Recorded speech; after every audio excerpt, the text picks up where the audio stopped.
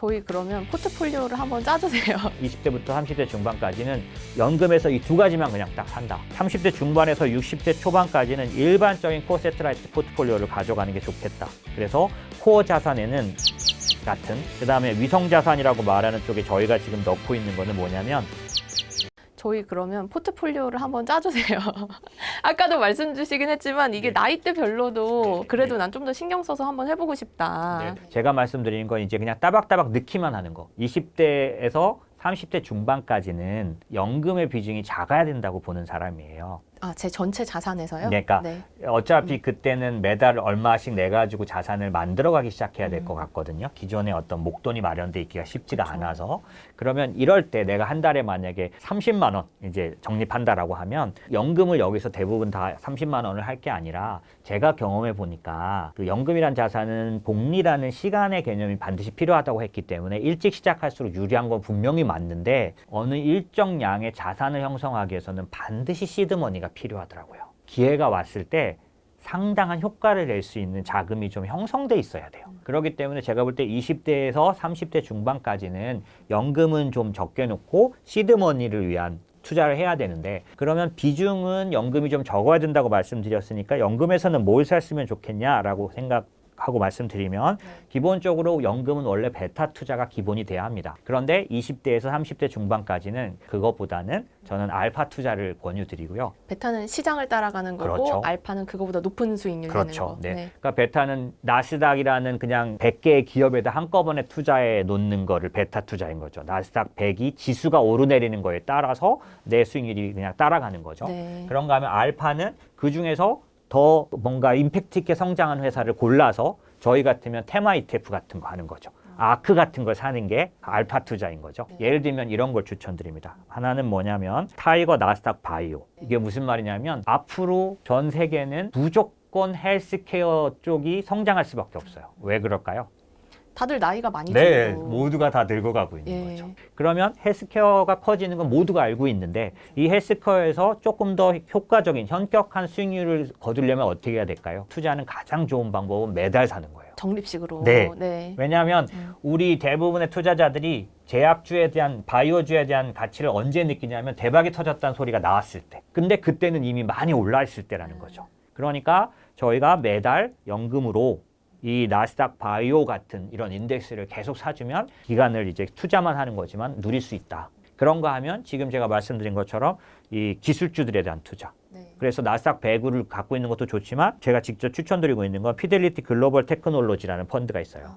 이것들을 20대부터 30대 중반까지는 연금에서 이 두 가지만 그냥 딱 산다. 매달 내가 그냥 10만 원이면 10만 원, 20만 원을 그냥 거기다 계속 넣는 거죠. 30대 중반에서 60대 초반까지는 일반적인 코어 세트라이트 포트폴리오를 가져가는 게 좋겠다. 그래서 코어 자산에는 아까 제가 말씀드린 나스닥 100 같은 그런 베타 지수를 그냥 꾸준히 사는 거, 그 다음에 위성 자산이라고 말하는 쪽에 저희가 지금 넣고 있는 거는 뭐냐면 심천 차이넥스트, 중국의 중소형 기술주에 투자하는 차이넥스트, 그 다음에 아래랑 신흥국 MSCI. 지금은 코로나 때문에 리츠나 이런 부분이 많이 내려가 있지만 사실 연금 자산에서 굉장히 오랫동안 제가 효율성을 경험한 건 리츠 자산이에요.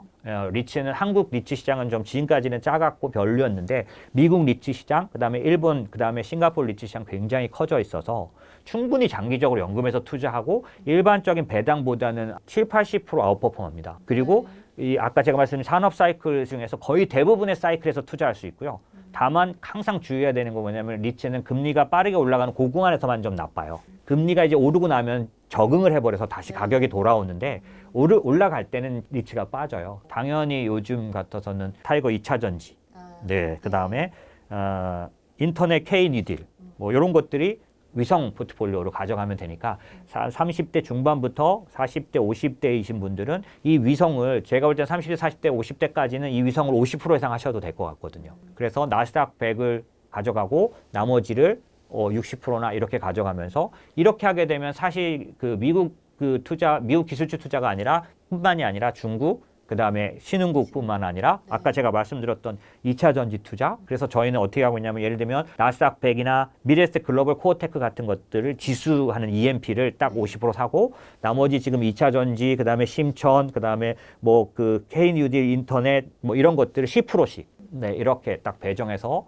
60대 가까워지셔서 이제 60대가 되실 때는 대신 코어를 7, 80%로 늘리시고 이제 인덱스 쪽으로 하시고 나머지 10%, 20%, 30%까지를 위성으로 바꾸시는. 지금 미국의 은퇴 시장에서 가장 큰 하드는 뭐냐면 인출률이에요. 어떻게 내가 그걸 현금으로 받아가지고 그렇죠. 쓸까? 노후에. 그렇죠. 왜냐하면 예. 은퇴 개시한 65세 뭐 은퇴 시작하고도 20년, 30년씩 더 사시기 때문에 충분히 더 사시기 때문에 그동안에 그러면 다 현금화해서 은행에 넣어놓고 뽑았을 거냐? 그럴 수가 없는 거죠. 그럴 수 없죠. 그리고 은퇴 개시하면은 연금 개시하면은 운영 계속 되는 게 있고 멈추는 게 있잖아요. 맞아요. 그렇죠? 예. 그것도 잘 고르셔야 되는 거죠. 근데 그거 어떻게 알아요? 증권사마다 다 뭐 알아봐야 되나요, 직접? 연금은 세 가지가 있지 않습니까? 증권사에서 파는 연금은 연금 펀드잖아요. 은행에서 팔면 연금 신탁, 보험에서 팔면 연금 보험이잖아요.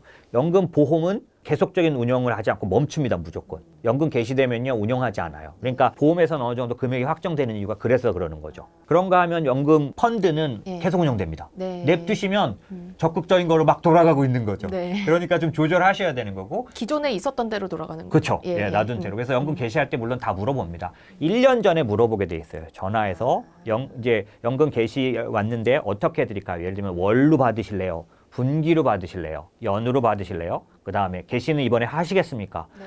이 뭐라 그럴까? 건강하기 때문에 예전 같은 나이에 연금 필요 없는 상태? 현역이시기도 하니까요. 네. 이런 일들이 많기 때문에 이 인출에 대한 그런 지식이 좀 필요한데 지금 제가 말씀드린 것처럼 60대 후반이 돼도 대부분의 자산을 운용해야 될 상황이 경우가 있어요.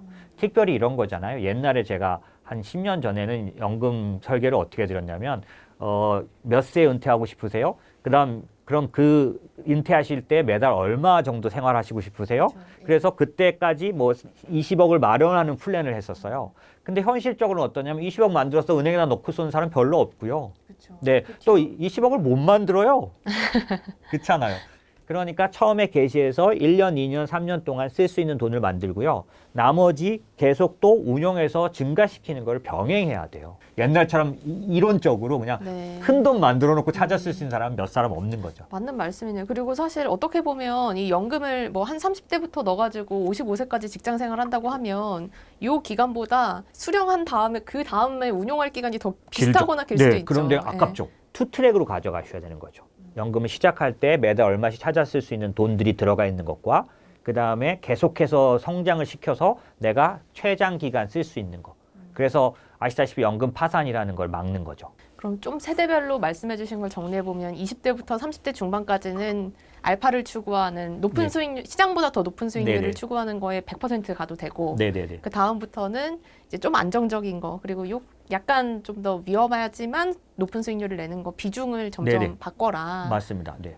그러니까 주식 시장 외에 그러니까 이 코어 새틀라이트의 핵심은 뭐냐면 주식 중에서 안전한 거 위험한 게 아니라 네. 이 새틀라이트 자산을 상당히 대체 자산으로 채우는 거가 굉장히 중요하죠.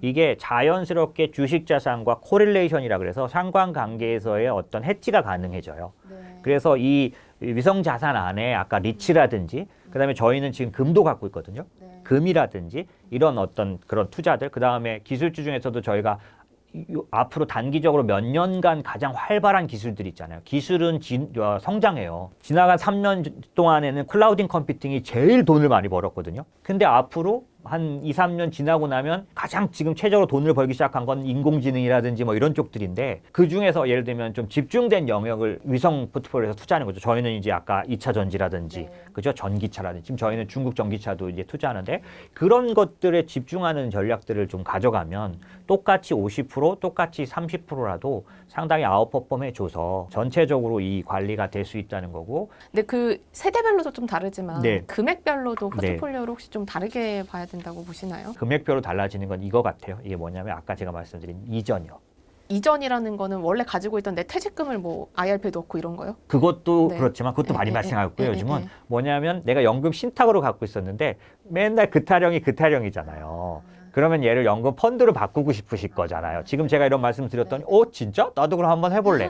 근데 보험에서 증권, 나는 은행에서 보험에 증권. 있어. 그게 돼? 예, 예. 안 되잖아요. 예. 그러니까 아니면 은행에 있으니까 이걸 이제 옮겨오시게 돼요. 그러면 저희가 보기에는 저희가 뵙는 중산층, 그러니까 예를 들면 그렇게 뭐 엄청나게 자산이 많으시지 않으신 분들이 그래도 직장생활 오래 하셨기 때문에 옮겨오시면 몇천 단위들이 되세요. 그렇게 되시면 이제 어떻게 되냐면 내가 연금이 4천, 5천을 들고 지금 제가 말한 그런 매달 사는 거를 하기에는 이거 이 4천, 5천을 매달 100만 원씩 사면 이거 얼마 만에 들어가는 거예요. 나머지는 뭐 현금으로 가지고 있을 수도 없고. 그렇죠. 네. 그래서 많은 분들이 질문하시는 거예요. 네. 매달 적립식으로 사면 안전하다는 건 나도 아니까 아. 그걸 답이라고 말하지 말고 내 1억, 내 5천을 어떻게 네. 나눠서 살 건지 말해달라. 아, 궁금하네요. 네, 저희는 이제 이 케이스가 많기 때문에 대부분 10회 이상의 분할 매수를 추천을 드려요. 이게 어떤 거냐면 잘 들어보세요. 중요합니다.